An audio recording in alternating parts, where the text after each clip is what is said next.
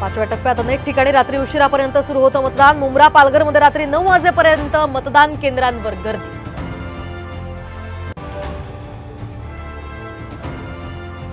राडा गोंधळ, बोगस मतदानाच्या आरोप प्रत्यारोपांनी गाजलं पाचव्या टप्प्यातलं मतदान। फडणवीस ठाकरेंमध्येही जुंपली।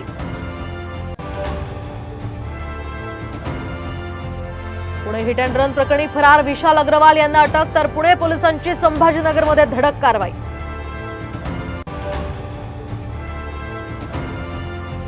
आज 12वीचा निकाल जाहीर होणार। दुपारी 1 वाजता ऑनलाईन निकाल पाहता येणार।